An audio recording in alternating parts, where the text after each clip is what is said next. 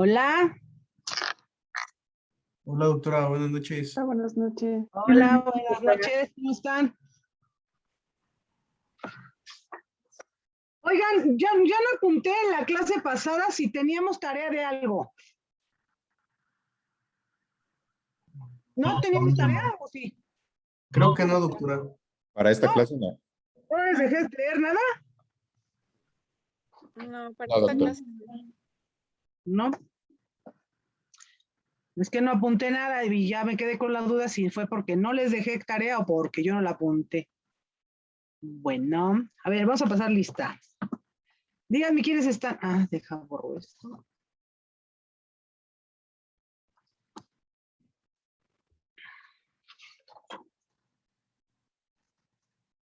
La vez pasada en las tareas que me enseñaron, a ver, espérate, 2, 4, 6, 8. Faltó Jessy, se le había ido el internet. Tengo con un asterisco. ¿Y ahora sí está? Sí, sí. Es que se me fundió el fusible y pues ya no teníamos.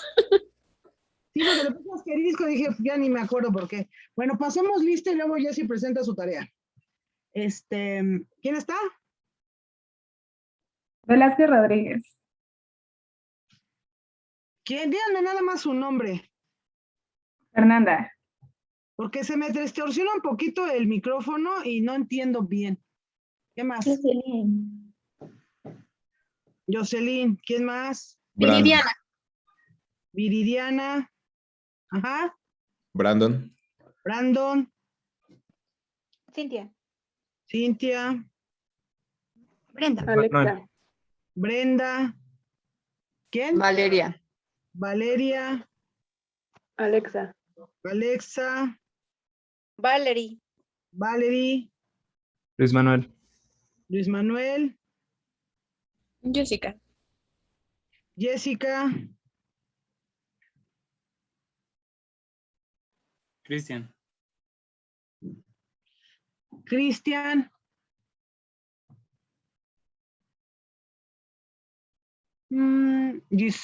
Giselle. Alan, Alan.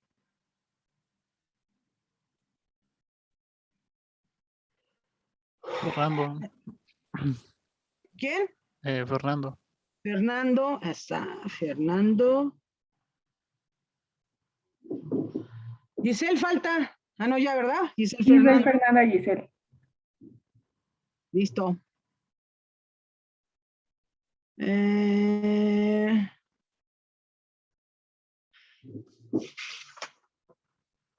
Karina es Viridiana, ¿verdad? Espérame, Karina. Sí. ¿Y ya? ¿Sí? Entonces son 2, 4, 6, 8, 10, 12, 14. Estamos bien, ¿no? Sí. Son 14, ¿verdad? Listo. A ver, ahora sí, Jessy.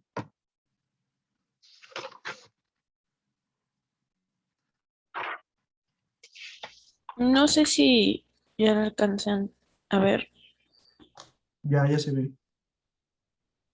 aquí. Pues bueno, en esta fractura es una fractura transversal como tal de la rótula. Y bueno, el principio que yo había escogido es tirante y el implante pues es alambre más clavillos. Y pues el principio de tirante justamente pues para que se adhiera como tal al ligamento, al tendón, perdón, y justamente haga esta fuerza de tensión y compresión para pues hacer la consolidación como tal del hueso. Y Mm. Y entonces, ¿en qué momento? A ver, fíjate, es un tirante perfecto y se hace así con alambre y clavos. E incluso hay quien no le pone los clavos, solo le pone el alambre. sí, justamente había visto esa parte, había leído un artículo que la parte del alambre solo, pues no iba a asegurar como tal la parte, porque justamente aquí, pues nada más, bueno, esta es una imagen como muy ilustrativa, que nada más habían puesto alambre y justamente pues no aseguraban la parte de la osificación. En cambio, ya poniendo los clavillos, justamente pues proporcionaba que hubiese más estabilidad. Entonces, justamente por eso escogí un alambre más las clavillas. ¿Y en qué momento se da la compresión del hueso? Si es un tirante, se supone que el tirante lo que hace, que las fuerzas de tensión, el material las absorbe para hacer las fuerzas de compresión. Por eso consolida, porque si se estuviera distrayendo todo el tiempo, no le das oportunidad al hueso de mantenerse unido, no comprimido totalmente, porque no lo hace, pero sí esa compresión que se mantenga para que consolide y que no haga esto, porque al hacer esto, no va a consolidar. O el que esté mollándose, que esté así la rótula, conforme la mueves, a la hora de que flexionas y estiras la rodilla, pues tampoco te va a servir.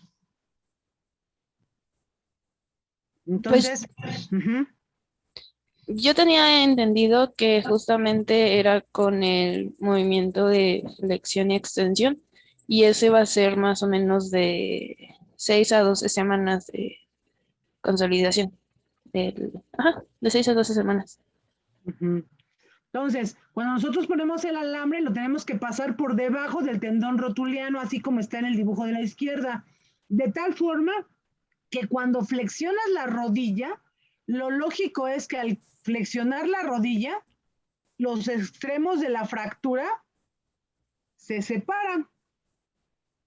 Pero ya con el alambre lo que ocurre es que se juntan. Y cuando tú estiras la rodilla, el estiramiento de la rodilla, ¿por qué se da? ¿Qué músculos utilizas para estirar la rodilla? El cuádriceps femoral.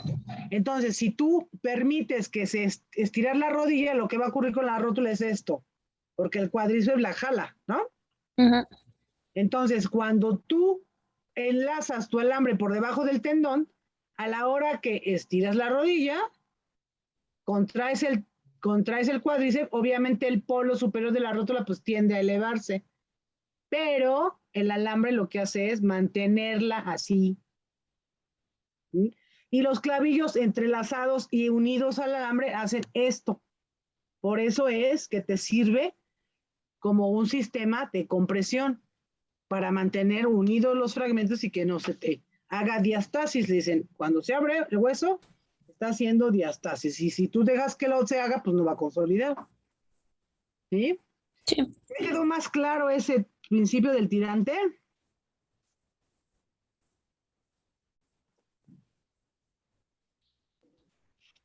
¿Sí? Sí, doctora. Sí, doctora. Creo que nadie lo había presentado hasta ahorita. ¿Nadie qué? Creo que nadie lo había presentado en la clase. Sí, alguien presentó la semana pasada, bueno, la clase pasada. Nadie, que recuerdo. No, tienes razón. Nadie presentó una fractura de olecrano, nada más en la clase sí lo dijeron. Bueno. ¿Qué les dije que íbamos a ver hoy? No nos dijo. Bueno. ¿No les dije? No. Ujú.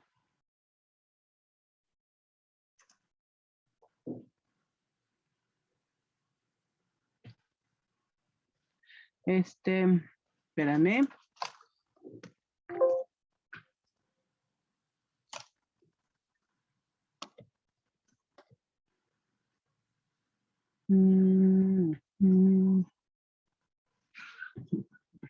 Curso. Encuentro la.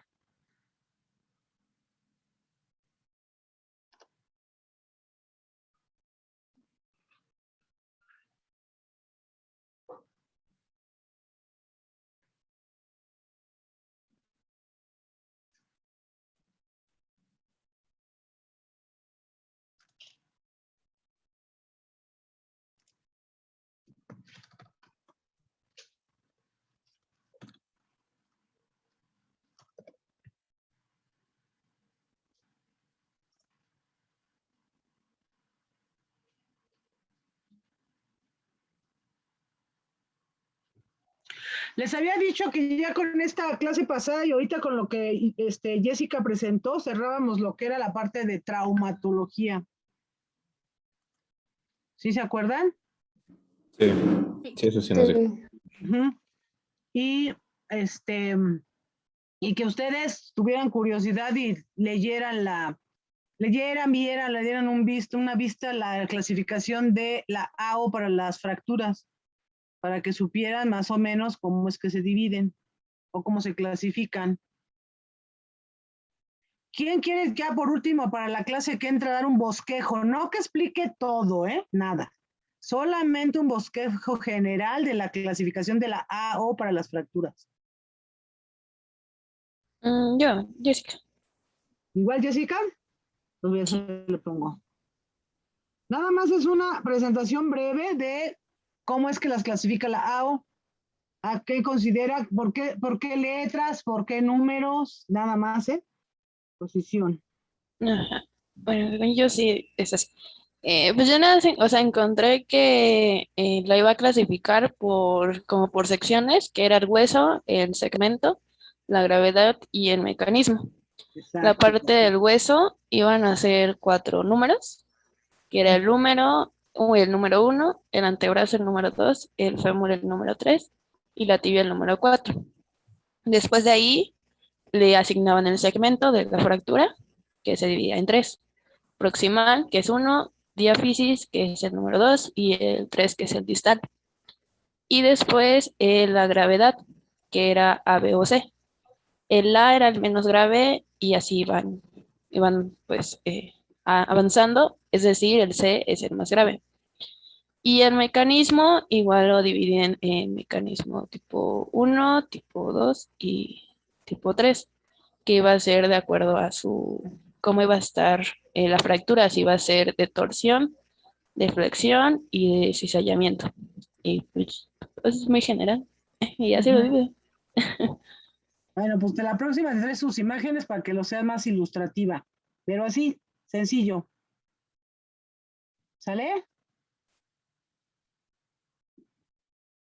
¿Sí o no? ¿Ya no me escuchan? Sí, sí, lo Sí, doctora. De repente se me fueron, dije, oye, ¿ahora qué pasa?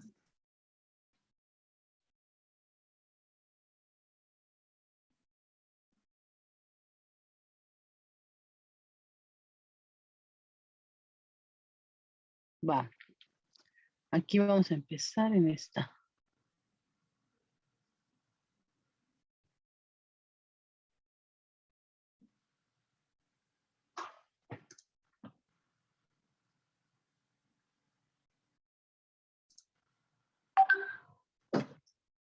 Listo. Ahora dejen ver, vamos a ver, para compartir esto.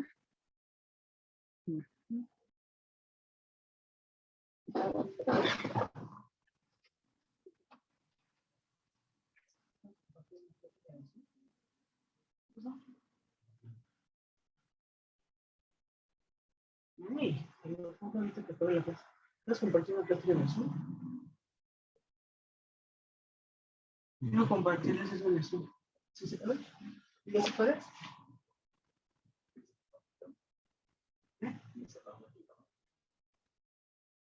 Pues no se ve.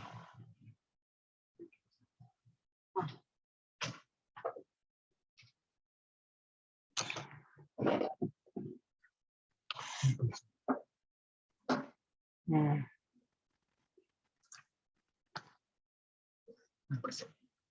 ¿No? No.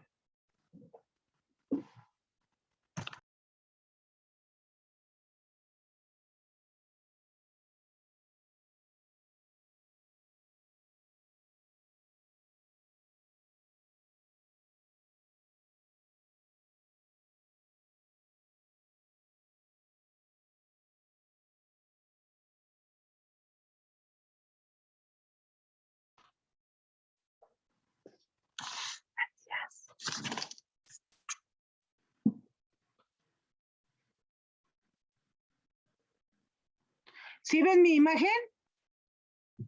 Sí, doctora, ya se alcanza a ¿Sí me ver. escuchan? Sí, ¿va? Sí. Cierro aquí.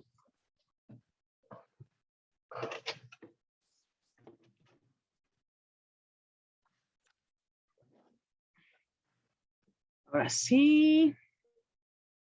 Algo grande.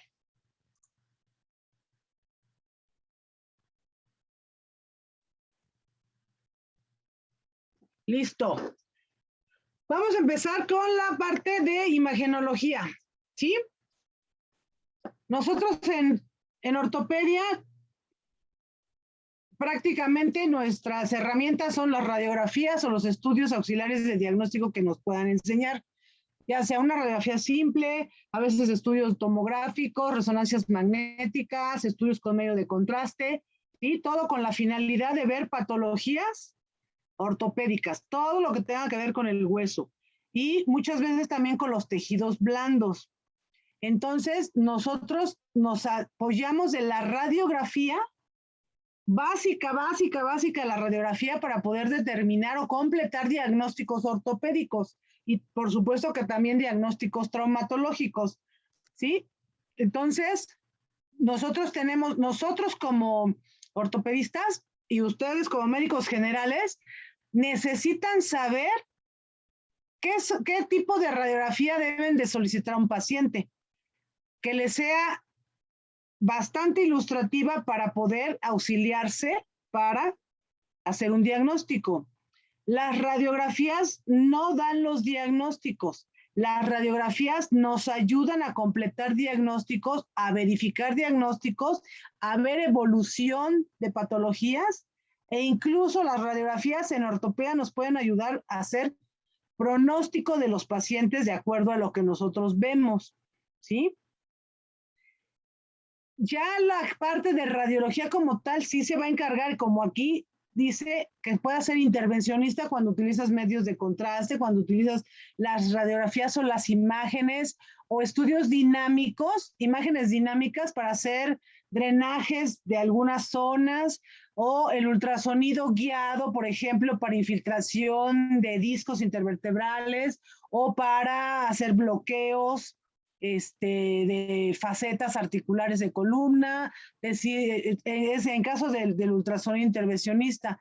Y terapéutico generalmente lo utilizan más como radioterapia, ¿no? Sí, entonces nosotros obtenemos radiografías, actualmente ya no nos las imprimen en acetato, sino ahora ya son digitales. Tú vas a cualquier lugar, te toman la radiografía y te la dan en un disco. Ya muchos lugares ya no te entregan imágenes en acetatos. Ya no te hacen la radiografía típica. Entonces te dan tu disco y en tu disco, pues ya abres el programa en donde se ha generado tu radiografía y pues puedes medirla, puedes hacerla chiquita, agrandarla, hacer medición de los ángulos, poner la derecha de la izquierda, ¿sí? Entonces, estas son así práctica en general, qué materias o qué especialidades pueden requerir de el uso de la radiografía o de las imágenes radiográficas como auxiliares de diagnóstico para las patologías. A nosotros lo que nos interesa pues es la patología musculoesquelética, ¿sí? Entonces, me voy a brincar esto un poquito más porque tenemos aquí en la intervención prácticamente es para este tipo de situaciones. Actualmente el ortopedista utiliza no tanto la radiografía o no tanto la radiología, sino más bien el ultrasonido con fines de hacer manejos exactos de los tratamientos. Les decía hace ratito que lo utilizamos, por ejemplo, para guiar una aguja en una articulación como el hombro, que es una articulación compleja, para poder hacer una infiltración intraarticular y estar seguro que en un momento dado el ácido hialurónico que vas a utilizar para hacer un tratamiento de artrosis temprana sea justamente la inyección dentro de la articulación y no la dejes periférica y no le sirve de nada al paciente, ¿sí? O hay también cuando utilizas bloqueos, hay pacientes que pueden ser operados con un bloqueo axilar, por ejemplo, o un bloqueo interescalénico, y puedes guiarte por el ultrasonido para hacer ese tipo de anestesia y poder operar al paciente sin tenerlo que dormir, ¿sí? Son opciones terapéuticas que ayudan, auxiliares terapéuticos para que tú tengas un mejor resultado con los pacientes, seas menos invasivo y seas más seguro. Entonces, nosotros, las radiografías, esto es importante que lo sepan, las radiografías, en las imágenes que tú ves en una radiografía, ¿qué es lo que han visto radiografías, o pongamos esta. Esa es una radiografía. Cuando ustedes ven una radiografía, ¿qué ven? ¿Qué es lo que se ve en una radiografía? Huesos. Si lo que tomas es hueso, pues vas a ver hueso. Pero ¿qué es lo que ves? Por ejemplo, en esta en específico, que es un personaje vestido.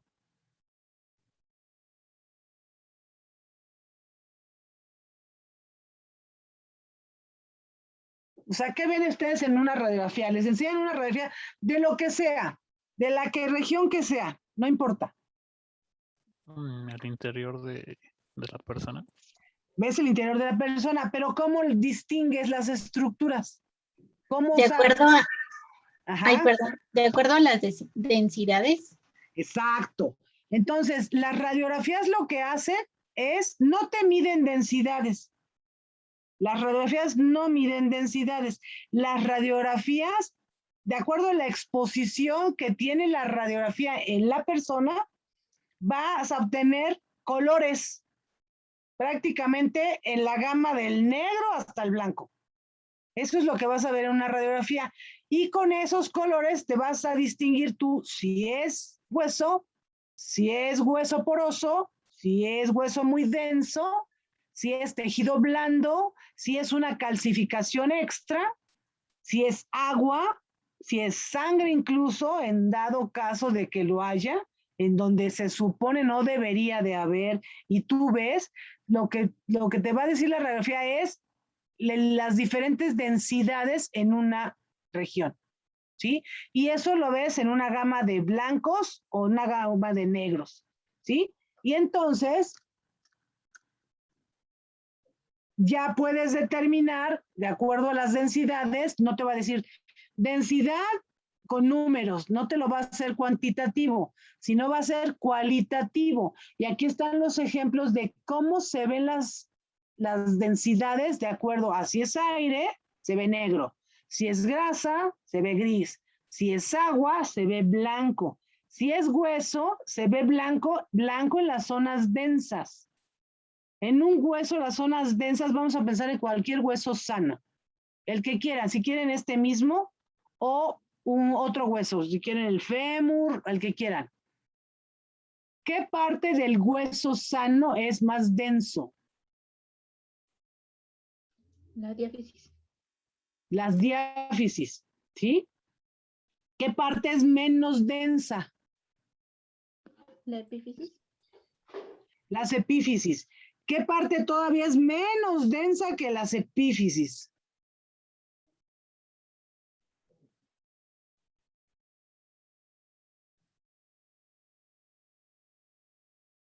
En un hueso.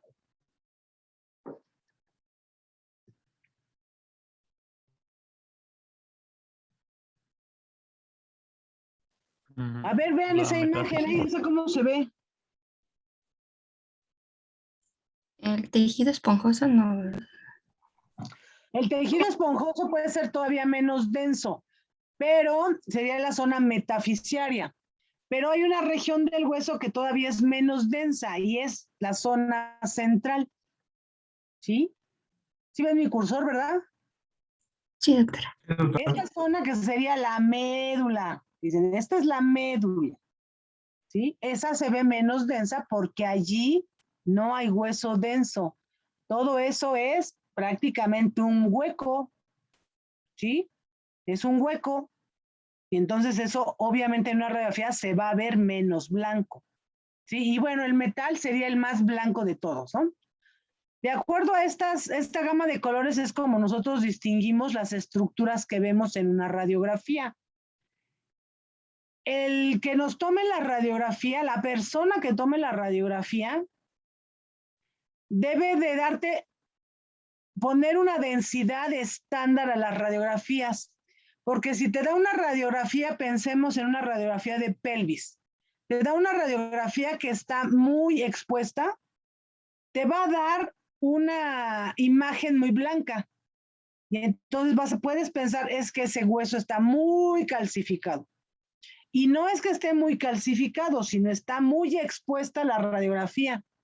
O al revés, te pueden decir, te pueden exponer una radiografía poco, que uno dice esa radiografía está muy blanda.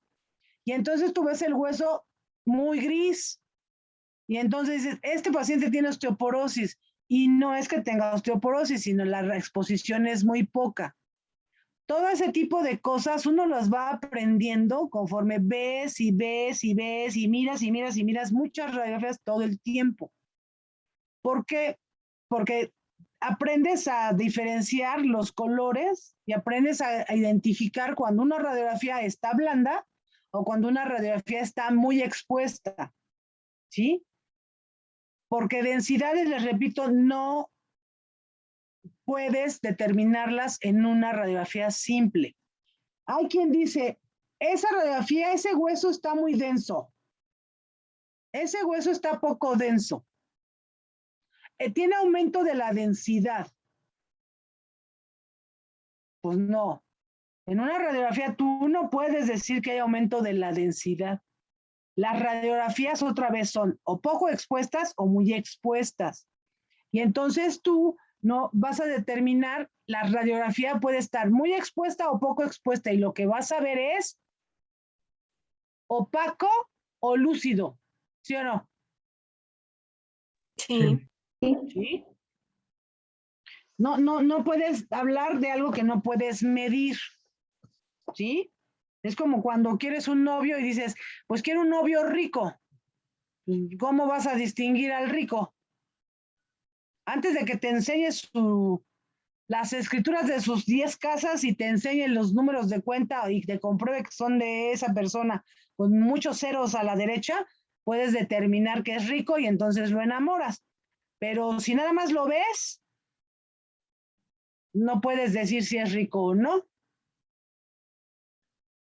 Sí, es igual las radiografías. No podemos decir si la radiografía es mucho o poco densa porque no me han determinado la densidad. ¿Bajo qué parámetros yo puedo decir que es una radiografía o un hueso muy denso o un hueso poco denso?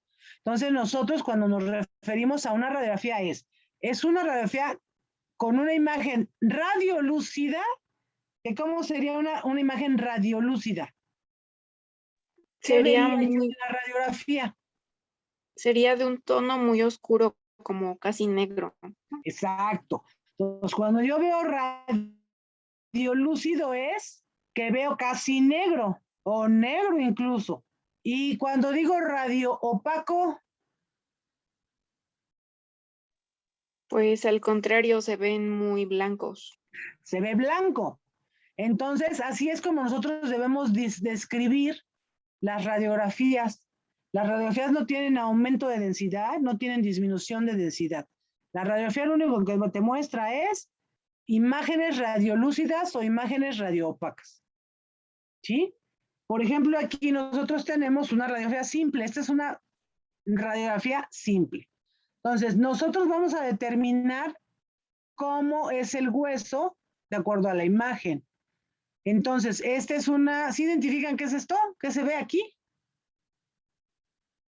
¿Qué regiones? El torso. ¿El qué? ¿Otra vez? Bueno, yo dije que el torso. Ay, recuérdame sus nombres cuando participen para que les ponga, si no. Fernando. ¿Es el qué? El torso. ¿Cuál ¿El torso?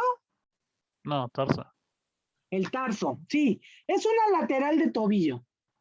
Y se alcanza a ver el tarso. Entonces, fíjense cómo se ve diferente. Esta zona se ve menos opaca comparada con esta, por ejemplo. ¿Sí? Entonces, esta es la parte distal de la tibia. Aquí se ve un poquito de el peroné. Este es el domo del astrágalo. Este es el cuello del astrágalo. Y esta es la cabecita del astrágalo. Fíjense cómo en esta zona articular, donde articula la tibia distal con el astrágalo, se ve muy blanco. y se ve muy blanco acá. ¿Sí? Eso significa que existe un roce continuo en la movilidad del tobillo que está generando esta zona. Cuando nosotros vemos en una radiografía los márgenes como este y este, que son márgenes muy blancos, muy opacos, estamos hablando de un hueso escleroso. El hueso que es muy blanco no es un hueso que tenga mucho calcio, no es un hueso bueno, es un hueso que está siendo escleroso, está siendo poco funcional y muy duro. Efectivamente, tiene calcio, porque acuérdense, no sé si les he dicho o se los cuento ahorita, que hay algo que se llama ley de Wolff. Y esa ley de Wolff dice que el hueso sometido a esfuerzo forma más hueso. Si ustedes hacen ejercicio y mucho ejercicio, las zonas que sometan a más esfuerzo de su cuerpo van a hacerse así. Va a ser un hueso más grueso y un hueso más blanco, ¿sí? Cuando lo someten a mucho esfuerzo. Al contrario, la gente que no hace nada de ejercicio, incluso la gente que se la pasa sin hacer nada, pierde calcio sus huesos, pues porque no se someten a grandes esfuerzos. O se someten a muy pequeños esfuerzos y a unas cantidades mínimas.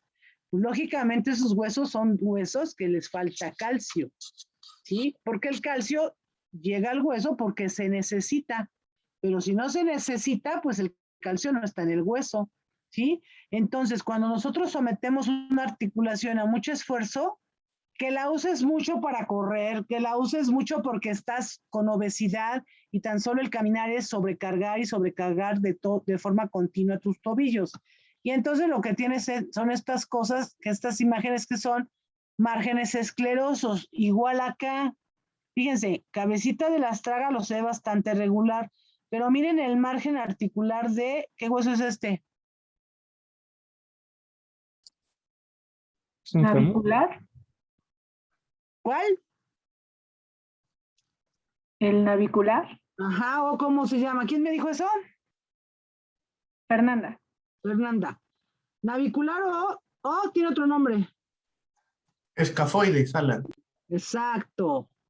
Se llama navicular o escafoides. ¿Sí? Y si se fijan en ese escafoides, en la articulación astrágalo-escafoidea, lo que hay es un margen escleroso, que significa que esta articulación se somete a mucho esfuerzo. ¿Sí? Entonces, esas son las imágenes que vemos, pero también hay esto. ¿Este hueso cuál es? ¿Es un calcáneo? Luis Manuel. Sí. ¿Quién dijo? Luis Manuel. Luis Manuel, es el calcáneo. ¿Qué le pasó a ese calcáneo, Luis Manuel? ¿Está sanito? ¿No le pasa nada o está enfermo? Está enfermo. ¿Qué le pasó? Se ve radiolúcido, ¿no? Muy radiolúcido. Entonces, este calcáneo, fíjense, este calcáneo va así, va vuelta aquí, y aquí tiene una boca. Eso no es normal. Está fracturado. Por eso se ve negro aquí, o pues sí, prácticamente negro. Y luego viene hacia acá y aquí termina. ¿Sí? Esta es una fractura de calcáneo. ¿Sí? Entonces nosotros vemos la radiografía y vemos muchas cosas. Una imagen te dice muchas cosas y en específico esta pues ya vimos los problemas que puede tener de este lado, pero aquí lo que tiene es una fractura de calcáneo. ¿Sí? Entonces no es un hueso sano, es un hueso fracturado. Ahora, del lado derecho, ¿qué imagen es? ¿Sí la distingue? Mayor? Pero en general toda. ¿Es una proyección de qué? ¿Qué ¿Cadera? región? Es una proyección de la cadera, exactamente. ¿Quién dijo? Brenda. Es una radiografía lateral, perdón, antero-posterior de la cadera. Pongámosles que es izquierda, porque la estamos viendo de frente. Y digo yo izquierda, pues porque aquí dice pelvis y lo veo de frente. Entonces, aquí tenemos la cadera ortopédica, no es la cadera que nosotros identificamos como la zona bonita de las mujeres, esa no es la cadera. Para ortopedia esa no es la cadera, sino es esta. La articulación coxofemoral es lo que llamamos cadera. Y esta es una articulación coxofemoral muy enferma. Entonces, aquí tenemos nuestro trocánter mayor, ¿sí? Aquí baja, aquí está el trocánter menor, aquí está el cuello del fémur, que se ve muy bien, muy, muy bien. Pero ¿dónde está la cabeza? No tiene cabeza, ¿sí se fijan? Porque quedamos que la cadera sana o la articulación coxofemoral es una articulación ¿de qué tipo?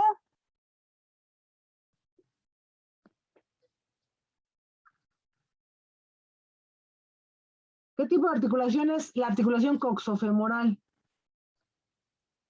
Una sinovial multiaxial.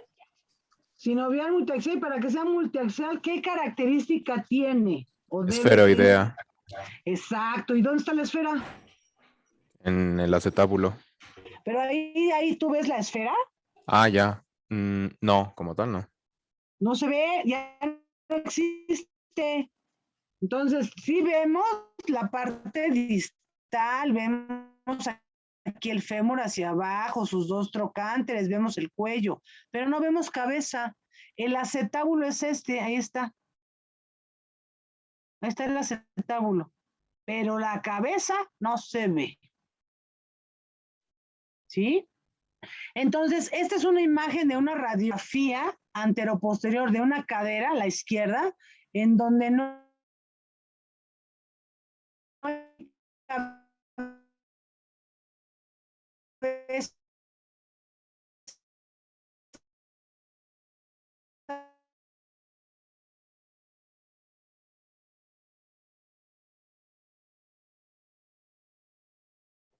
Doctora, ¿nos escucha?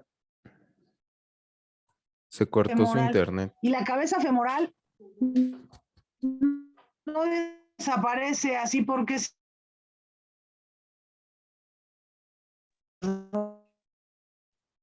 Doctora, se le está cortando Doctora, mucho. se se trabó. llama, ¿sí? Es que se trabó todo desde hace ratito. Ah, ya la sacó, creo. Sí, ya la sacó. LOL.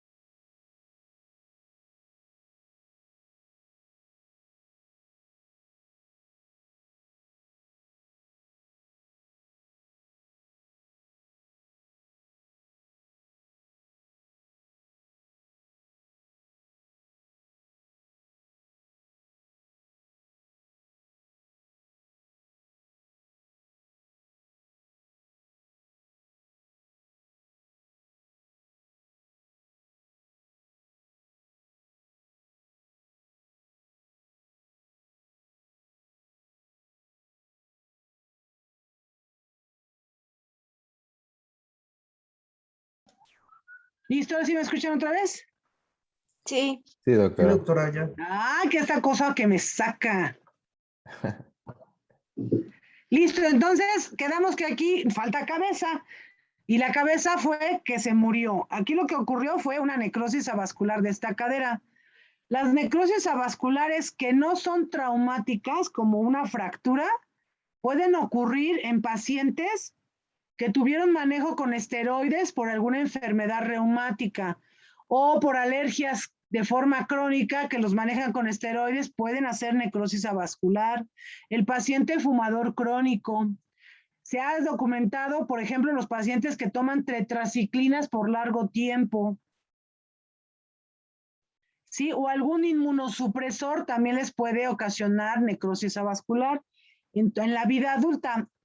Y esto es el resultado, es una ausencia de la cabeza femoral, por lo tanto una pérdida de la integridad de la articulación, y esta imagen en una radiografía simple, donde no ves la cabeza, ves el acetábulo, ves el cuello, pero no ves la cabeza, ¿sí? Entonces, en esta imagen, si se fijan, los colores que alcanzamos a ver, todos son en tono, no son blancos, sino es un tono grisáceo. Lo único que sí vemos más opaco es esta zona, ¿sí? Y esta zona se ve así porque esa es la cortical medial del fémur. Y aquí lo que vemos, ¿por qué creen que se ve así? ¿Será que tiene mucho hueso ahí?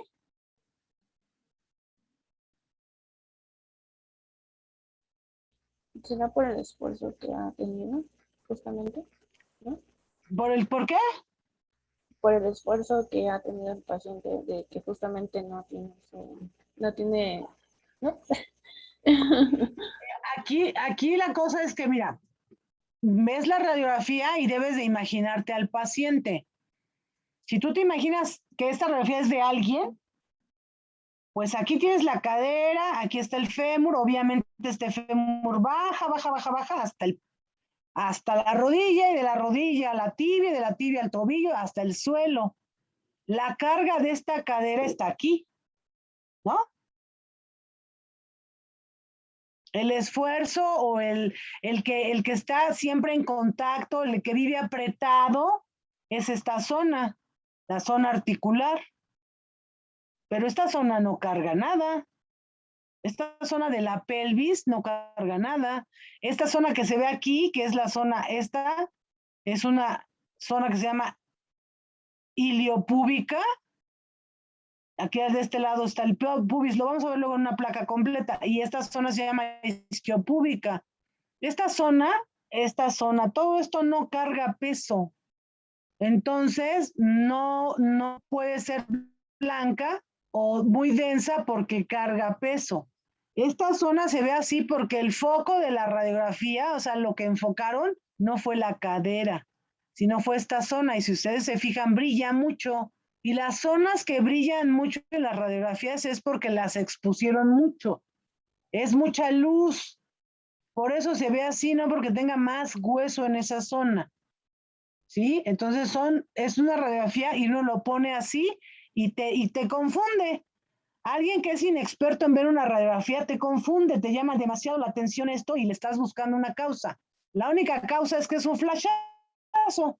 Y a uno le dice la radiografía artefacto. Hay en algunos que le dicen artificio. Pero esto es un defecto de la placa por el tipo de exposición que le dieron.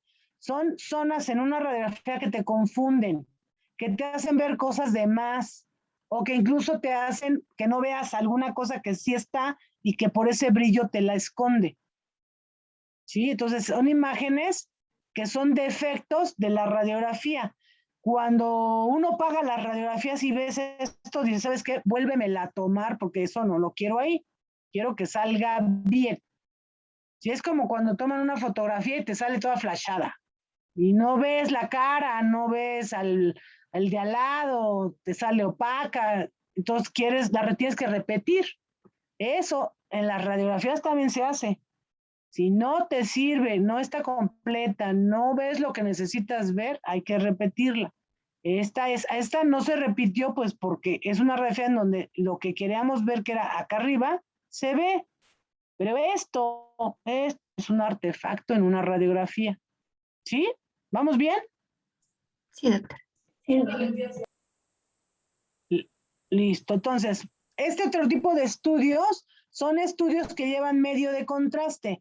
Nosotros usamos los medios de contraste cuando necesitas ver algo que no tiene calcio. ¿Sí? En este caso a la izquierda, pues es un colon. Le ponen bario y así se ve blanco, blanco, blanco. A la derecha es una arteria que no se ve en una radiografía, pero si le pones medio de contraste, entonces ya se va a ver el trayecto del vaso, ¿sí? Las tomografías, nosotros en ortopedia sí usamos las radiografías, las tomografías.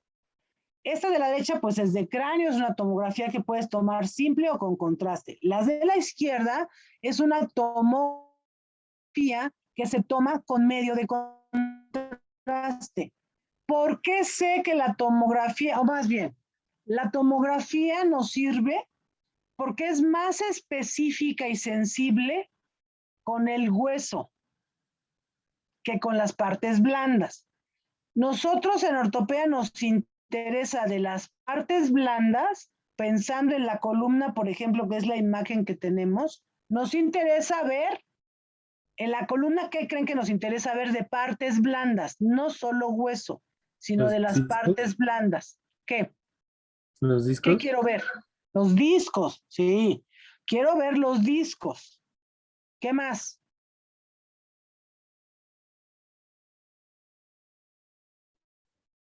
¿Qué más? ¿Qué más? ¿Los núcleos? ¿Ves los núcleos? Sí, ya cuando puedes ver el disco, también se va a ver el núcleo. ¿Qué más ves? ¿Qué más quisiera yo ver en una Vértebras. tomografía? Las vértebras. ¿Las qué?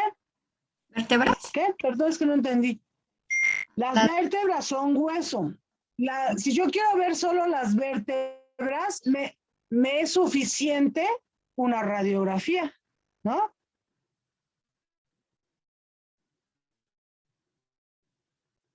Si yo quiero ver hueso, solo hueso, no necesito una tomografía. Con una radiografía es más que suficiente. Pero si yo quiero ver la relación que hay de tejido denso, del tejido óseo, con las partes blandas que en el discos intervertebrales, sí me sirve a ver los porque son blandos. Pero algo muy importante que también voy a ver en una tomografía es esto. ¿Qué es esto?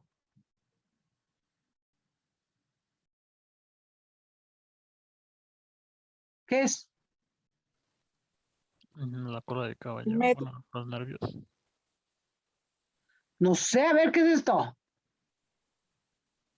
Que aquí ya se interrumpe y luego sigue acá. ¿Qué es? Para acá está el ombligo, para acá están las espaldas. ¿Qué es Médula. esto? Exacto. Entonces, acuérdense, ¿quién me dijo eso? Brenda. Otra vez Brenda. Entonces, acuérdense que la columna en la parte posterior guarda la médula espinal. Y la médula espinal en el paciente adulto tiene una longitud menor que la columna completa. No tenemos médula espinal hasta la última vértebra de la columna, no. Lo que sí tenemos hasta acá es la dura madre. Y alguien dijo ahorita cola de caballo. ¿Quién dijo cola de caballo? Yo, ¿Quién? Fernando. ¿Sí? Entonces, nosotros, ¿hasta dónde llega la médula espinal en el paciente o en las personas adultas? Médula espinal, con todo y sus astas anteriores, posteriores. De L2 a L3. En L1, la médula como tal termina en L1. Entonces, el resto, aquí está, esta sería L5, L4, L3, L2, L1. Aquí acaba la médula. De aquí para abajo todo esto es saco dural. Nada más es saco dural y ahí ahora sí están las raíces terminales o lo que le llamamos cola de caballo. ¿Sí? Una tomografía, si yo quiero ver discos y yo quiero ver la dura madre, lo que pido es una tomografía con contraste. ¿Y cómo sé que tiene contraste? Pues porque se pintó la dura madre de blanco. En un estudio simple, una tomografía simple no se pinta de blanco. Se ve gris. ¿Por qué? Porque es tejido blando. Aunque la tomografía es más sensible, no es tan específica. para los tejidos blandos. Entonces, lo que yo puedo, o para lo que me sirve una tomografía es para determinar en qué condiciones está el hueso y en qué condiciones están los discos. Y para eso necesito que mi tomografía sea contrastada, porque miren cómo se pintan. Y cómo se pintan, nosotros los veo muy bien. Entonces, la médula como tal termina en L1. Por lo tanto, el resto de lo que veo aquí es cola de caballo o filum terminale o saco dural. ¿Sí? Y lo que veo son los discos. Aquí hay un disco, aquí hay otro disco, aquí hay un disco. Los discos negros, que así se les llama, discos negros, son discos que no son sanos. Algo les pasa, seguro ya se rompió el anillo y ese anillo ya dejó salir el núcleo pulposo y forma una hernia. Si ustedes se fijan aquí, tenemos un disco negro, no es un disco sano. Aquí abajo tenemos otro disco negro, pero aparte tenemos esto. ¿Sí lo ven? Sí. ¿Qué es? Comparen esta imagen con esta, por ejemplo, o con esta, o incluso con esta. ¿Cuál es la diferencia? Es una hernia discal, ¿no? Exacto. Entonces, ¿ahí qué pasó? Que se rompió el disco, el anillo fibroso. ¿Ustedes saben de cómo está formado un disco intervertebral?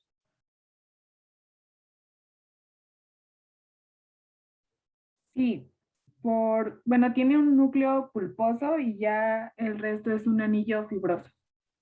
Listo, entonces, ¿el anillo fibroso de qué está hecho?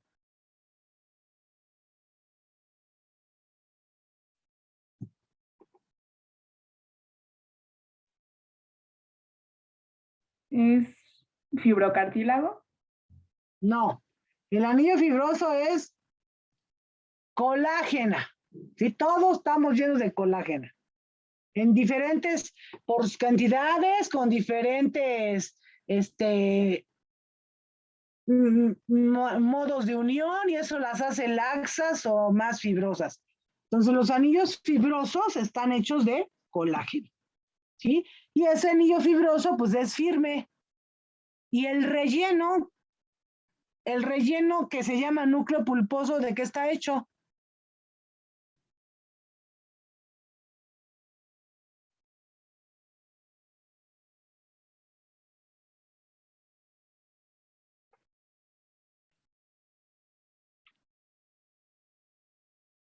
A ver, Luis Manuel, ¿de qué está hecho el núcleo pulposo?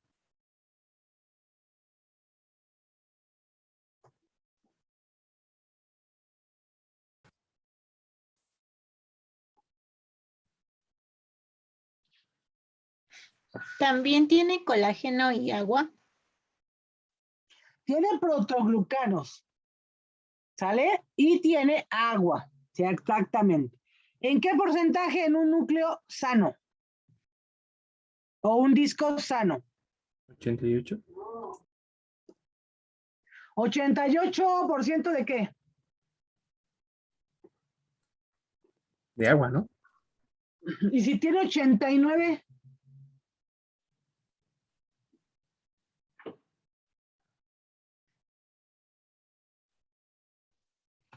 No, no sé. no pasa nada, te la llevas así, la compras. No importa, ¿sí? No importa que tenga 89 o 90. Lo ponemos como en rango.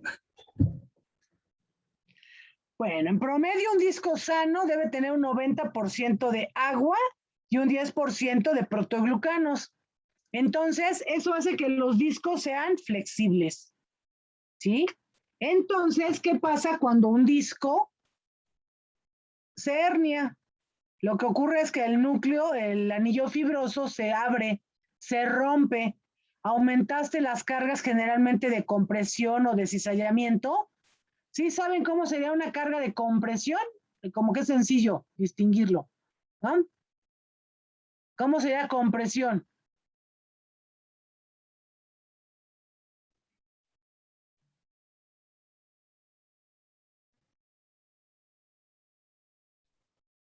porque para que tengas una hernia de disco tienes que tener, puede ser una compresión severa o puede ser una compresión con cizallamiento. Entonces, ¿cómo sería que ustedes digan, es que fue, cuando tienes una hernia no vas a determinar si la hernia, esa hernia en especial se hizo por cizallamiento o esa hernia se hizo por compresión? No lo determinas. Pero sabemos que por compresión pues, se puede formar una hernia. ¿Y por compresión cómo sería? Por levantar objetos pesados. Exacto, algo que haga que la columna se apachurre en forma axial. Digamos, te apachurra la cabeza y toda esa energía va hacia abajo y termina dañándote un disco o dos discos. Y por cizallamiento es cuando tienes cierta torsión y desplazamiento, como cuando te barres.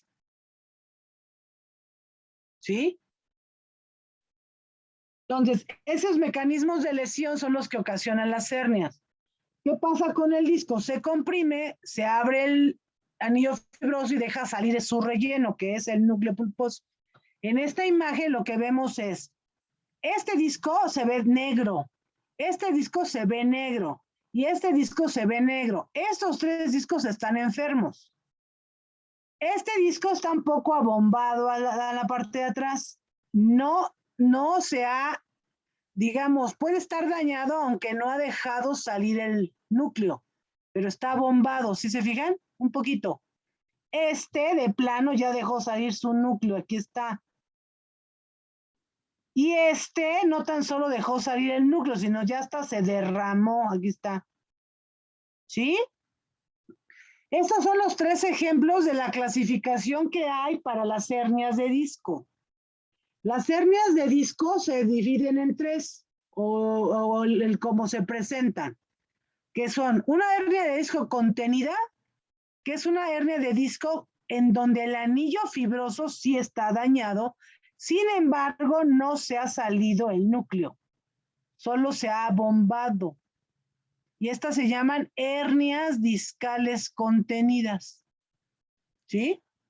Esta es una hernia, también una hernia discal en donde el núcleo aquí está. No se ha derramado, pero ahí está.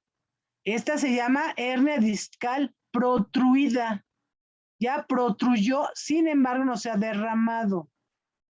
Y esta, que son las más feas, es una hernia discal extruida. Se rompió el núcleo, se rompió el anillo, se derramó el núcleo y se regó. ¿Sí? Doctora, ¿cómo dijo que eran las protruidas? Esta. Se rompió el anillo, sí, y dejó salir el núcleo. Aquí está. Pero ese núcleo no se ha desparramado hacia acá. Está aquí, protruido, protruye. Y esta de acá es una extruida. Se rompió el anillo, por supuesto que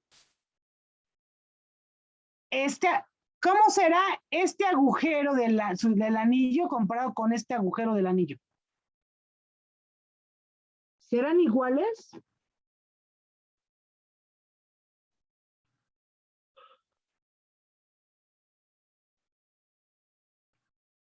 ¿Cómo serán? A ver.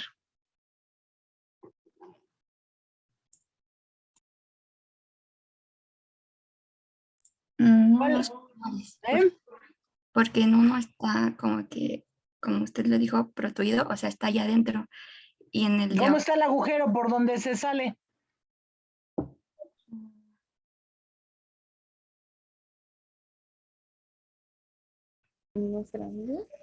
Pues sí, es así como estás gordita, pues aquí es un botonazo apenas. Aquí de plano botó todos los botones de la camisa y ya se le ve todita la barriga completa. Más grave, ¿no? Entonces, este es una protrusión y este es una extrusión. Esta hernia da más problema. ¿Por qué? Acuérdense que en las vértebras, las raíces nerviosas se van repartiendo en parejas para cada nivel. Y eso va haciendo los manojos que después forman los nervios. ¿sí? Los plexos se forman a través de varias uniones de varios niveles y eso nos forma, en caso del brazo, por ejemplo, el plexo braquial, que es la unión de varias raíces nerviosas que salen de la columna cervical. En la zona lumbar, el plexo lumbar se forma igual. Todas las raíces nerviosas salen en pares, se unen y forman el nervio ciático del lado derecho a izquierdo y después se va repartiendo distalmente, dar la inervación de las piernas y los pies. ¿Sí? Entonces, cuando nosotros tenemos una hernia extruida, si el nivel en donde sale la hernia, no sé, digamos en este caso que esta es L5, L4, L3, esta hernia extruida está entre L3 y L4. Por lo tanto, la raíz afectada aquí, ¿cuál es? Este es L3 y este es L4. ¿Sí se acuerdan la distribución de las raíces nerviosas al salir, al emerger de la médula? Y en el caso lumbar, que ya no es médula, que ya es cola de caballo, ¿cómo se reparten para dar la inervación de las piernas?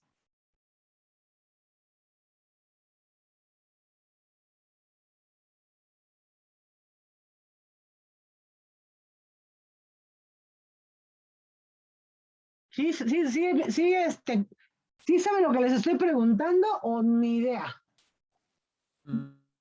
Pues, Eso lo vieron ¿ya vieron neurología ustedes, no? ¿O no? ¿no es con la emergencia del nervio ciático? O sea, primero las raíces nerviosas. A ver, deja ver si acá adelante tengo. Y me regreso ahorita. Mira, ahí está.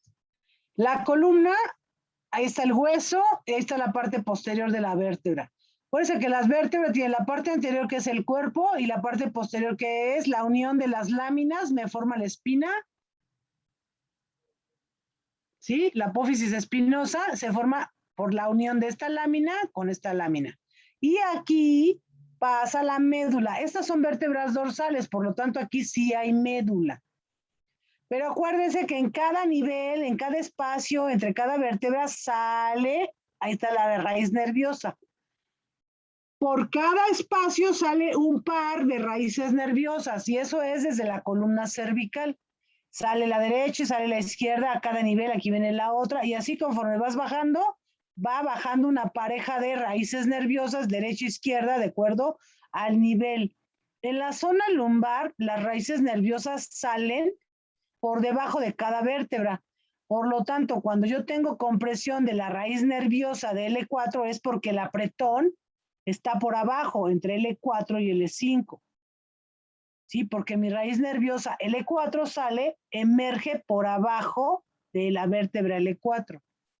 Entonces, cuando yo les digo que tenemos una hernia de disco entre L3 y L4, la raíz nerviosa comprimida, pues es L3, ¿verdad? Porque está por debajo.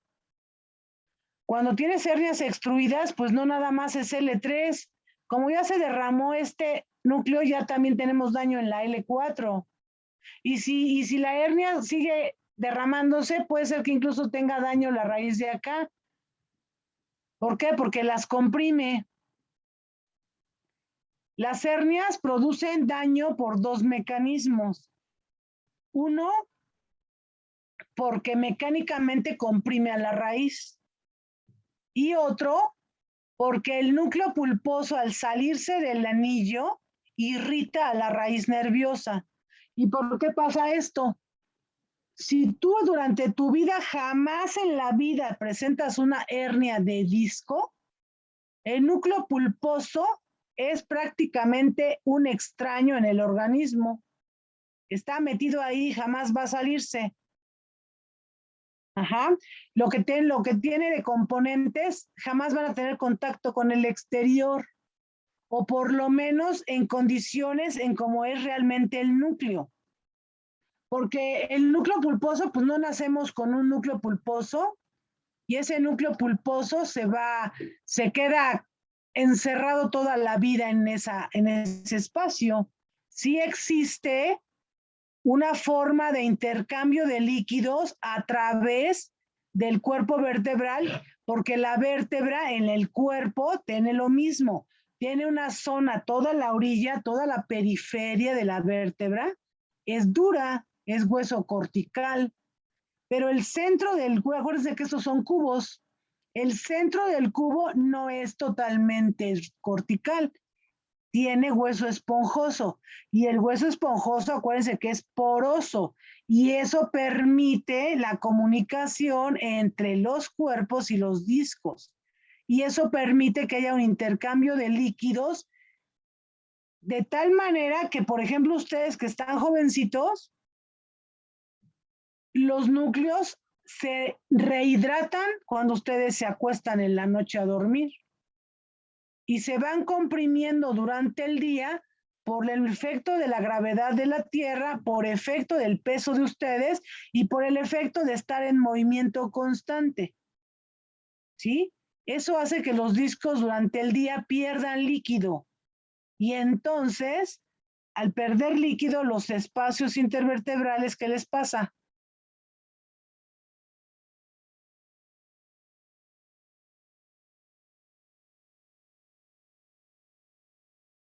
¿Qué creen que le pasa? ¿Se ¿Se hacen muy chiquitos? Disminuyen. Disminuyen, los espacios disminuyen, ¿sí?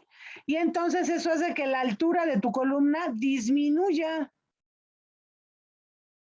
Y entonces en la mañana mides 1,60 y para la noche mides 1,59. Por toda esa deshidratación que sufrieron tus discos durante el día. Te rehidratas y te acuestas y entonces como la columna pierde la carga, ya no está cargando, ya no tiene compresión y entonces se rehidratan los discos y vuelven a su estado previo. Se vuelven a hidratar, vuelven a ser esponjaditos y grandotes. Y entonces otra vez te mides y otra vez mides 1,60. ¿Sí? Conforme pasan los años, ese mecanismo de rehidratación va disminuyendo. Esa capacidad va disminuyendo. Por lo tanto, la gente conforme pasan los años se va haciendo pequeña. Entonces, ay, es que tú estabas más alto en la primaria y ahorita que estamos ya acabando, ya nos vamos a jubilar, ya estás más chiquito. Pues sí. ¿Sí? ¿Por qué? Porque aunque no te hayas fracturado nunca nada, ni una vértebra, nada de eso, el espacio intervertebral disminuye porque tus discos se deshidratan y como con los años se va perdiendo la capacidad de rehidratarse, los discos ya se quedan chiquitos, se quedan pasitas y eso hace que la columna en general pierda altura y la persona realmente pierde altura. ¿Qué pasa cuando hay hernias? Cuando las hernias se dan en personas jóvenes, ocurre esto. Se rompe el anillo y se sale el núcleo. El núcleo se riega y te puede producir compresión de la raíz nerviosa o, como les decía, como el núcleo no está en constante comunicación con el resto de los tejidos, provoca un efecto químico en la raíz y la irrita. Y esa irritación clínicamente se traduce en alteraciones sensitivas y motoras de la región afectada. ¿Sí?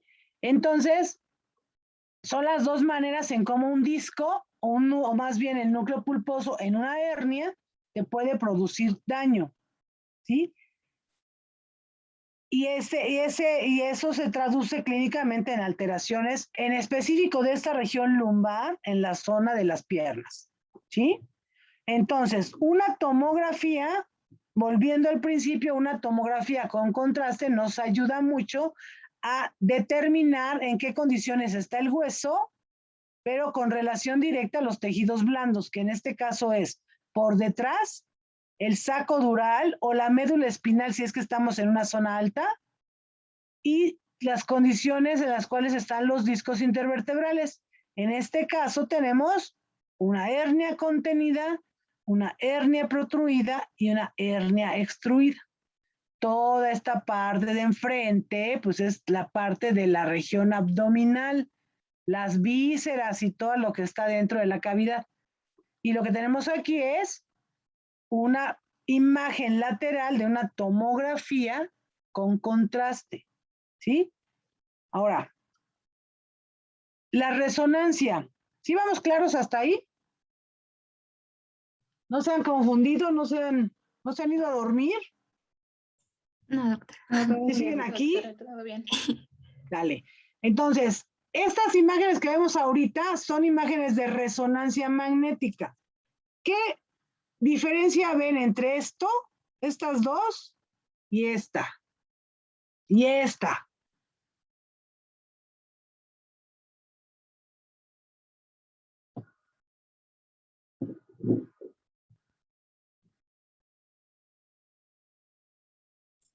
¿Podrían ser los colores? Dos colores y qué más. Sí, chicos, está sonando alarma sísmica por mi casa, pero ustedes no. Sí, No, sí, Sí, por la mía Me también. voy. Vámonos. Ay,